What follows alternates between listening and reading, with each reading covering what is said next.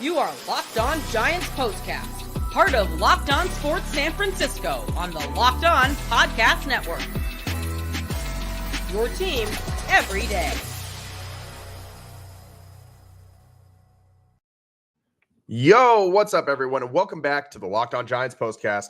I'm your host, Eric Tripoli Engel. You may know me as the former producer for the Murph and Mac Morning Show on KMBR. And the nice 2-day break from reality was refreshing. But today, back to reality for the Giants as they can't pull off the sweep against the Orioles. They had a golden opportunity in the 9th inning and the 2nd inning and the 7th inning to capitalize on leadoff hits with runners in scoring position and no outs.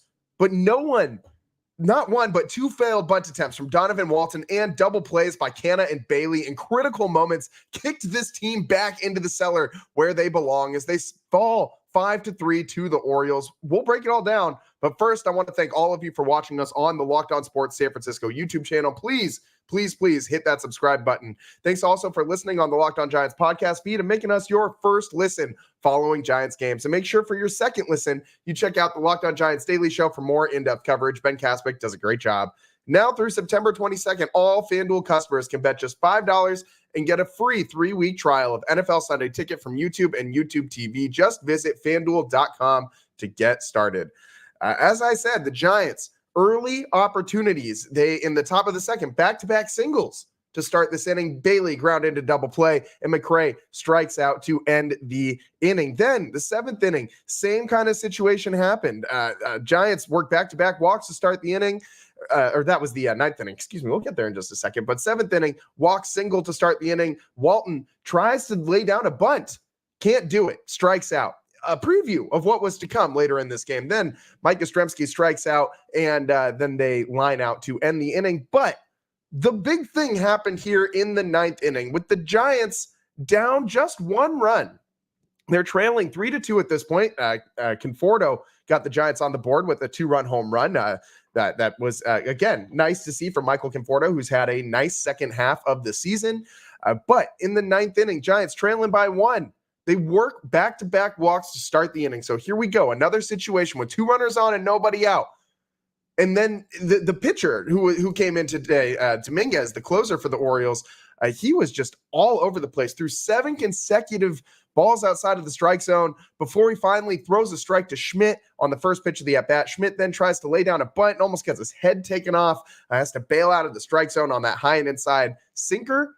But then Casey Schmidt delivers. He lifts one high and deep to right center field. Mullins and forever Giant Austin Slater collide in a scary collision at the warning track. Both dudes completely laid out, full extension dives to try and catch this one. And Slater actually ended up with the ball in his glove, but his glove with the ball in it collides with Cedric Mullins' head, hits him right in the dome, and the ball just pops out of Slater's glove. Mullins for sure got the worst of that because Slater's body, the rest of his body, continued to just roll over Cedric Mullins' head. Looks like his knee went right into the dude's head. So, I mean, Mullins somehow stayed in the game, but he really took a hell of a shot there at the warning track. But the ball drops. The Giants then only score 1 run on the play because the runners had to wait to see if the ball would be caught to advance. Leaves runners at first and second. Wisely, who came into pinch run, was able to get around the bases and score from second on the play. So they tie the game at 3-3. But you still got first and second, nobody out in this inning. You should be able to score a run. Go ahead in this game. Score the go-ahead run in the top of the 9th inning. You have to do it here. You have to do this in this situation. They then, up comes Donovan Walton. And this guy, man, I'm like losing my train of thought because I'm so just incensed right now by what I just saw. This guy who is a career minor leaguer who plays up the middle. He's not a big power hitter who's just never had a reason to learn to bunt. And he's a career minor leaguer. If you're a minor leaguer, you should be doing all the little things well. Donovan Walton, not 1, but 2 failed. Are you kidding me? 2 failed bunt attempts in one game, and the second one was somehow worse than the first. This guy, instead of just missing the ball entirely and still being able to stay alive and swing away with 2 strikes and probably strike out, but at least give himself a chance to do something. No, this dude pops out. I mean, sends a pitch right behind him up in the air while trying to lay down a bunt. I'm baffled how bad this team is at these situations. How can you be a career minor leaguer who plays up the middle? You're playing second base. Yeah, you're a career minor leaguer second baseman who can't lay down a bunt. Why the hell are you on this roster? What is going on? I mean, there's not a single player in the farm system that you can give these at-bats to instead of Donovan Walton. I know Marco Luciano hasn't been the most awe-inspiring guy. I know Matt Chapman's on paternity leave. Shout out Chappie, who just celebrated the birth of his baby girl, and the Giants celebrated it with another loss for Matt Chapman on the day as his daughter's born. Actually, not sure if she was born last night or this morning. But anyways, congrats to Chapman. Definitely not congratulations to the Giants or Donovan blank Walton. I mean, how is this guy getting at-bats for this team right now? Like, they should be at a point with, if you're not going to be on this roster next year, you don't get any more at-bats this year unless you have no other option of which guy to play. I mean, Yaz and Conforto, I guess, are still kind of vying for reasons for the Giants to bring them back next year. I don't think Conforto is going to come back. I do think Yaz would be a good option. Conforto at the right dollar price, I wouldn't hate him coming back, but he's a guy who needs to play every day to fall into his rhythm. And I don't think that the Giants can afford to leave this guy as an everyday player anymore with how many injuries he's had and the inconsistency and all that. He's not as great in these platoon situations. He doesn't seem to be able to have that switch where he turns it on and off. He's a guy who just needs to be in the lineup every day and he'll find his groove. He's just had so many injuries. It's really hard to lean on a guy like that, because even when he's back in the lineup after he comes off the IL, he's still been banged up, and the numbers have reflected it in those situations. Second half of the season, though, Conforto has been really, really, really nice. We'll go over some of that a little bit later if we got time. But today, man, after this, just putrid bunt attempt, pull my hair out, hit my head against the wall type bunt attempt, Mark Canha comes up and grounds into a double play to end the inning promptly. And again, I don't need another guy on the wrong side of 30 who is like a career 230 or below batting average and not a power hitter, doesn't steal bases, doesn't really have very many defensive positions that he can play other than first base. Sometimes he can play a little bit of outfield, but I need some power hitting from my first baseman, from my corner outfielders, not this. Whatever this is not what the Giants need. This is insane that this is still happening. This is the main reason why people are so upset with Farhan Zaidi's micromanaging million micro moves of the roster. Because you get guys like Donovan Walton up in these situations that they look completely over their head. They look completely over their heads in. It is not something that this team should be, having to deal with. Like, you need to have this is an unserious roster. You're rolling out Donovan Walton. I get the Giants are out of playoff contention, but again, have some pride. There should be nobody on this team that's getting any more starts this year that is, not going to get a long look at making this team for next season. And if Donovan Walton's back next season, fire Farhan on day one. Day one. I know he should probably not even have that job going into next season at this point, but my God, how in the hell can you be a career? I'm just baffled. How do you get to be in the minor leagues for as long as Donovan Walton has, playing up the middle where you're not a big power hitter, you're not a particularly speedy guy, like you're not stealing bases. You need to find ways to contribute to your team's success. So I'd imagine that if you stuck around for this long, you'd learn how to lay down a bunt or two. I'm pretty confident right now. I could go out to Brian Murphy's Mill Valley Little League All-Star team and find a kid on that team, a 12-year-old, who can lay down a bunt better than this. This is insane. Like, this is, I don't even know what to say about this Giants team anymore. It was a nice 2-day break, man. It was nice being able to have some positive outlooks for you guys after the last couple shows, some nice wins. Giants hitting with runners in scoring position in those games, doing the small ball things really well. It feels like a lifetime ago that Brett Wisely had 2 great at-bats with situational hitting moments yesterday when he hit that deep sac fly and dropped down a bunt to score a run. That feels like forever ago at this point, and that was literally just yesterday. I'm absolutely baffled. Absolutely baffled at just lay down and die factor that this team has had and shown at multiple points in time throughout this year. Then in the bottom of the ninth, we should mention how this one ended. Santander, who's got 42 bombs this year, picks up another one as he smashed a home run off Ryan Walker, a 2-run bomb, walk-off shot. The first runs that Ryan Walker has given up since moving into that closer position, that closer role at the end of games. He's been so dominant. Santander jumped all over that slider there, and man, he crushed that one. And it wasn't, the world's worst pitch. It was a slider, but he didn't bury it deep enough. It was out over the middle of the plate. Lower half of the plate, but just not low enough. Not one of Ryan Walker's better pitches, hung just enough for Santander to smash that one on out of here. And that is the Orioles offense that we have come to expect.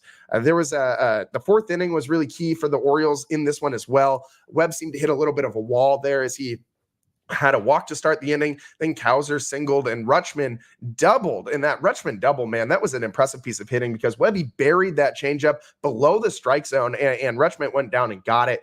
Wasn't Webb's best changeup. We saw some really nice changeups from Webby early in this game when he just had the strikeouts going. Struck out 4 of his first 6 batters that he saw today.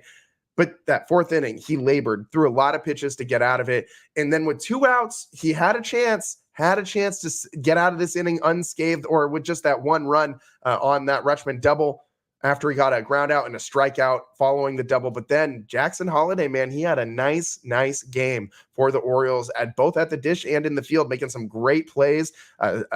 Made a leaping play at second base, great leaping play at second base that robbed the Giants of a line drive base hit, but comes up with his biggest moment in this game.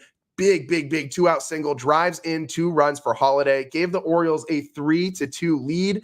And that was the biggest swing of the bat for the Orioles throughout this whole game until Santander crushed that 2-run shot in the bottom of the ninth to walk off Ryan Walker and the San Francisco Giants.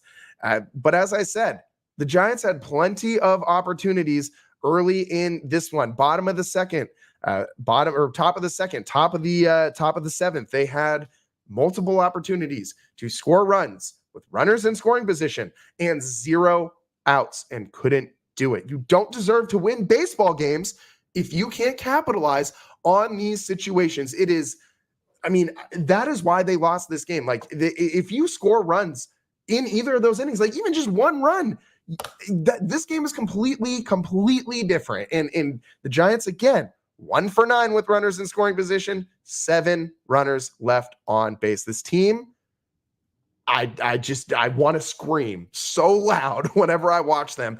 I feel bad for my girlfriend who's sitting here. She's working from home today, trying to do some important stuff. And here I am just screaming at the TV because Donovan Walton can't lay down a damn bunt. This is unbelievably frustrating. Unbelievably frustrating at this point in time of the San Francisco Giants season. With the loss, they fall back down 5 games below 500. Again, kicked back down to the cellar where they belong. 74-79 on the season. Man, oh man, what a long season this one has been. It continues the road trip. The Giants unable to pull off the sweep here. It's still a good thing to win a series on the road against the Orioles. That's a positive thing. Don't get me wrong. That's for sure a good thing. But this is exactly in line with what the Giants have done the rest of the season. They have spoiled so many opportunities to come up with sweeps, and they've left a lot on the table in these situations where they really should have been able to tally a couple sweeps this season, but they can't win these third games of these series after winning the first 2. And it's really hard to win all 3 of a 3-game series. Guys adjust, you get more familiar with guys. You especially when you're playing a team that you normally don't see a lot, like the Orioles. If you're the Giants, you get familiar with these guys pretty quickly after you see them, a dozen or so times over a 3-game stretch. You're going to start to pick up on their tendencies, and it's going to be hard to continue to win all of these games. But for the Giants to be as bad as they have been in all of these situations is really, really, really frustrating. I really hope that they are able to give something to us before the end of the season, because this team has just been down so unbelievably bad all season long, and especially as of late. As I said, that nice 2-day break of Giants being somewhat positive was pretty fun. The 2 wins in a row against a playoff team, great. But today, back to reality, and Logan Webb picks up the loss, which, Webby, or Ryan Walker picks up the loss, excuse me, which Webb avoids Webb getting the loss because that run that they tacked on in the ninth. But I didn't think Webb deserved to come up with a loss today because he pitched pretty dang well. 8 strikeouts, only 2 walks, gave up those 3 earned runs, and it was so close to just being 1. 4 hits in 5 innings of work. Webb really, grinding out there today. 96 pitches, 62 of them, 4 strikes. Webb doing his usual thing up there. But the one difference, not a ton of groundouts for Webby today. Only 2 groundouts to 3 flyouts, but he really did have the strikeouts working. Got strikeouts with like 5 different pitches today. So he really had the whole arsenal vibing for the Giants out there today. Not enough as they fall 5-3 to the Baltimore Orioles. Let's take a quick break. On the other side, get into more details from this one and a little bit more about Webby's pitching day. And we can't avoid talking about the small ball stuff. We got to talk about the Giants' failures on offense, and maybe a little later, if we have time to get into it, we can talk about Michael Conforto in his case for staying with this team next season. I've said over and over again, I don't think he's a great fit, but let's break it down because this guy with another home run today, he has had a nice second half of the season. Offensively, his numbers look pretty similar to Mike Yastrzemski. So let's break that down a little bit later on in the show. Stick with us on the Locked On Giants postcast. I'm your host, Eric Triple E Engel. We'll be right back.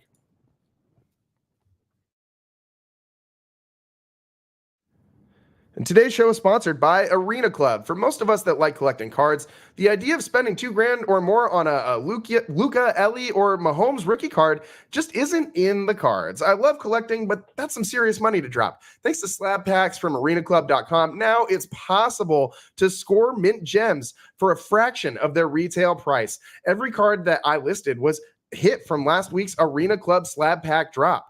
Arena Club is the only repack that provides real value, a complete view of all possible cards, and clear hit rates for each one. The Arena Club slab packs are revolutionizing the repack game with transparency. After your pulls are revealed, they'll immediately be placed in your showroom for safekeeping, selling, trading, or auction. The Arena Club grading process is accurate, fast, and transparent with a full grade rationale provided and explanation of how your card was scored. Whether you're buying, selling, trading, or displaying, Arena Club is the card collecting platform you have to check out. Right now, you get 10% off your first slab pack or card purchase by going to arenaclub.com/LockedOnMLB and use code LockedOnMLB. That's arenaclub.com/LockedOnMLB, code LockedOnMLB for 10% off your first purchase. Welcome back to the Locked On Giants postcast. I am your host, Eric Triple E Engel, and today the Giants fall 5-3 to the Baltimore Orioles in a loss out there at Camden Yards. The Giants unable to complete the sweep against the Orioles. Just not a great day on the road for the Giants. Webb was really good, but offensively, man, just a really, really, really tough day for the Giants out there. I don't understand how you are so bad at situational hitting. I don't understand how you hit into this many double plays in one game.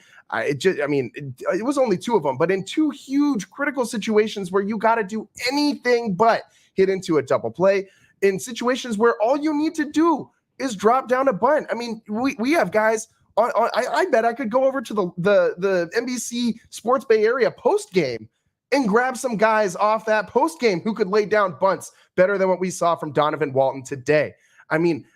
You're telling me Sean Estes can't bunt like that? I think Sean Estes could absolutely get a bunt or 2 down. And it's amazing that we've had, think of how many National League pitchers were able to get bunts down. Guys who, couldn't swing a bat to save their life. And they're able to still bunt.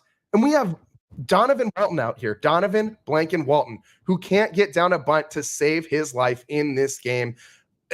All he had to do was do it one of the 2 times. The Giants probably win this one. He can't do it either of the times, and the Giants end up losing. They leave 7 runners on base and just 1 for 9 with these runners in scoring position. Today, another massive strikeout number for the Giants, although they did avoid striking out 10 plus times. They still struck out 9 times today. Drew 4 walks, which is more than they have done in a lot of games recently.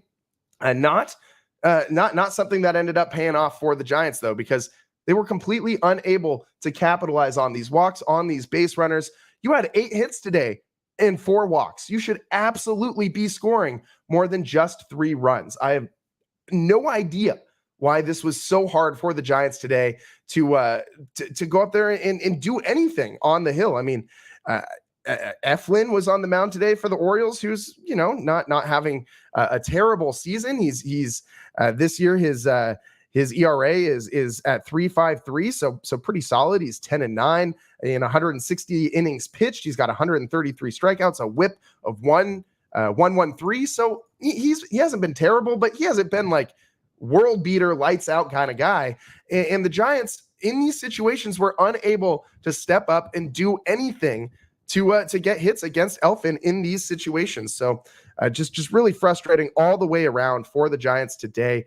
I mean, this is just how this season has gone. Like that 9th inning, I felt like just epitomized this whole Giants season. I mean, it's just been miscue after miscue after miscue. And in earlier innings when the Giants had opportunities, specifically the 7th and the 2nd, I mean, the strikeouts, the double plays, this team can't get anything going. We had a couple last 2 games. The difference between those games and this game, Giants able to come up with base hits in rallies and extend them, keep the carousel moving. They batted around in that game where they won 10-0. They batted around in an inning. I'm not saying the Giants need to bat around every single inning, every single game, but you need to have some way to figure this out, man. This is not what this Giants team is going to win games by doing. You can't just continue to trot out mediocrity and expect to win games, especially against teams like the Baltimore Orioles. And guess what? Doesn't get easier. They go on the road next to Kansas City, play the Royals, who are probably a playoff team as well. And I'm expecting the Giants to lose that series. They won this one. So, they avoid losing the series in Baltimore, which is good with the first 2 wins that they had on this road trip. Starting off the road trip with a 2-0 lead over, this last really long road trip. I think it's 9 games, this final road trip. But anyways, Giants lose 5-3 to the Orioles. Webby, he was really, really good today, though. I'm bummed that he did not, he was not in position to pick up a win. Logan Webb today getting 8 strikeouts, and he got them with a bunch of different pitches. Logan Webb got strikeouts with the changeup, the sinker, the four-seamer, the sweeper, and the cutter. So every single pitch he threw today, he got a strikeout with. He actually got 2 with the cutter, which is really impressive. He threw that pitch 18 times today, which was a lot. I don't think I've ever seen Logan Webb throw that many cutters in one game, and really mixed and matched everything super well today. 28 changeups, 23 sinkers, 18 cutters, 15 sweepers, and 12 four-seam fastballs. That's really good mix and match, and pitch usage was really great for Logan Webb. The 8 strikeouts was very reflective of that. His swing and miss rate, he had a 30% whiff rate on the day. I got 4 swings and misses with that cutter, man. That was really a weapon for him today. So, I'm impressed with that use of that pitch today. It's too bad the Giants couldn't do anything to help Logan Webb out offensively. But, let's get into it. Michael Conforto, this guy, he had a nice day for the Giants. He's been having a nice second half of the year. Let's talk about Michael Conforto a little bit on the other side and whether or not he should be back with this team next season. And if my guy Ryan, one of our everydayers, is watching the show today, I know he's going to be locked in on this, and you guys should be too, because this is an important position for next year for the Giants. Like, if you go back to Michael Conforto, that means you probably didn't really hit on some guys in free agency, or you don't trust Grant McCray. Mike Yastrzemski maybe chose to go a different direction. These are all possibilities.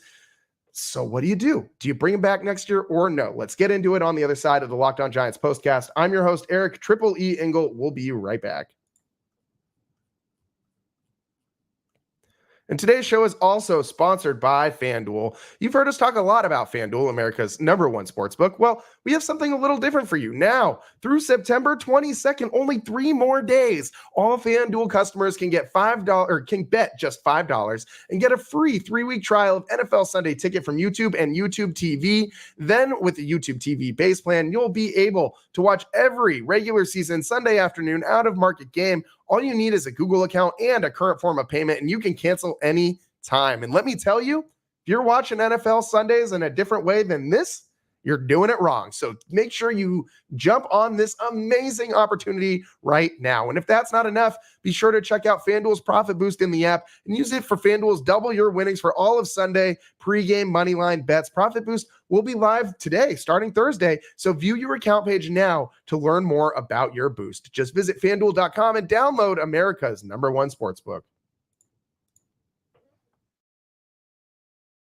Welcome back to the Locked On Giants postcast. I'm your host, Eric Triple E Engel. Today, the Giants fall 5-3 to the Baltimore Orioles and just abysmal situational hitting. Donovan Walton, DFA this guy right now. Like right now. I do not want to see this guy play another game in a Giants uniform.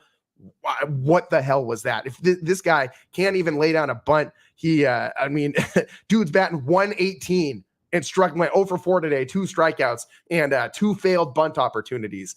Basically cost the Giants this win in this one. There's a lot of other opportunities. I mean, Mark Canha could have come through. Pat Bailey could have come through earlier when he hit into that ground ball double play in the second inning.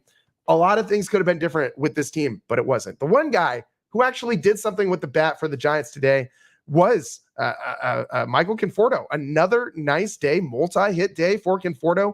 He went 2 for 4 at the dish, 2 RBIs on 1 swing of the bat, that home run in the, when was that? In the 4th inning. The Giants scoring a lot of runs in the 4th inning lately, just a trend I've been noticing. But Michael Conforto hit a laser beam, man. His 18th of the season, 113.2 miles an hour off the bat, just 370 feet.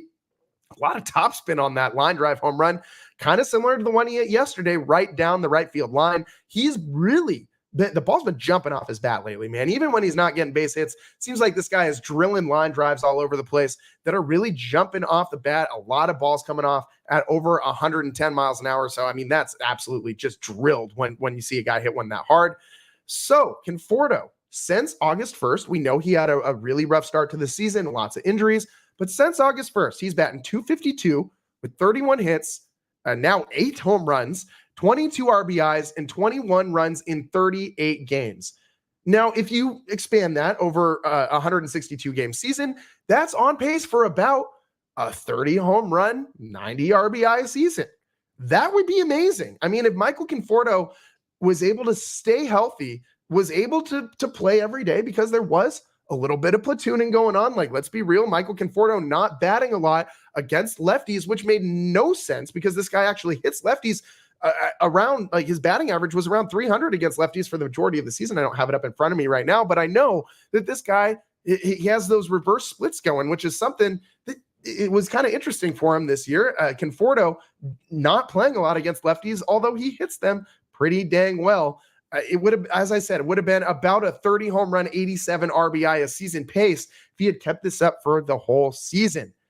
And we, as I said, you know, he's a guy who battled injuries and struggled with it, but this is what he can do when he's healthy. This is the guy that the Giants were hoping they would get when they signed him from the New York Mets, the former All-Star who had been, you know, battling injuries in his last season with the Mets, comes to San Francisco, battles injuries for 2 seasons here, isn't able to really find his rhythm, his spot here in San Francisco.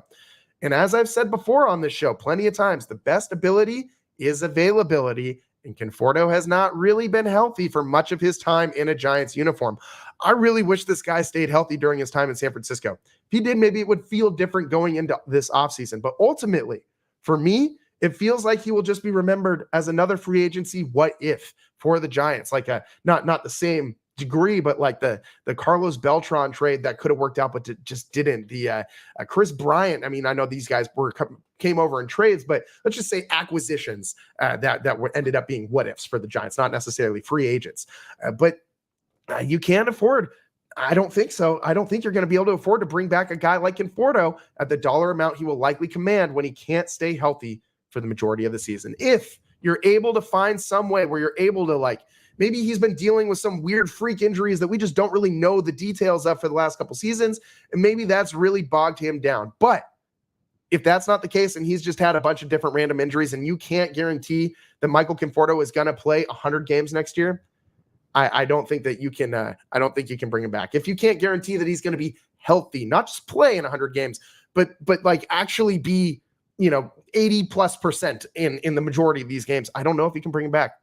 I just don't. I like the guy. He's from everything that I've heard around the San Francisco Giants and media circles, he's a really genuinely nice dude, like just a good guy, like someone you'd want to like sit and talk with and just, grab a beer with after a game and talk shop. But at the end of the day, the Giants, as we've said multiple times, leading the league in good clubhouse guys.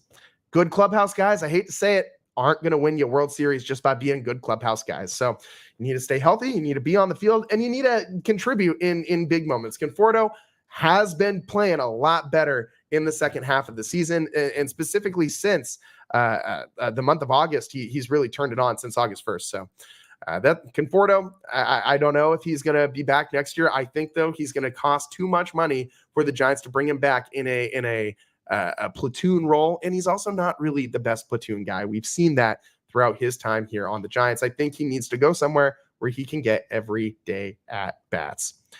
That's about all the time that we got for you guys today. Thanks for making us your first listen following these Giants games. And remember, for your second listen, check out the Locked On Giants Daily Show. Ben Kaspick really doing the Lord's work out here, bringing you a show every single day during the week about this team, about this Giants team, projecting into next season and identifying things that the Giants need to shore up before then. The Giants fall 5-3 to the Orioles as they can't complete the sweep out in Baltimore. But they move on, go to Kansas City next, and we'll see how that one goes. I'm not thinking it's going to go great for the Giants. It's all the time we got for you guys today. Thanks for tuning in. I'm your host, Eric Triple E Engel. We'll see you next time. Peace.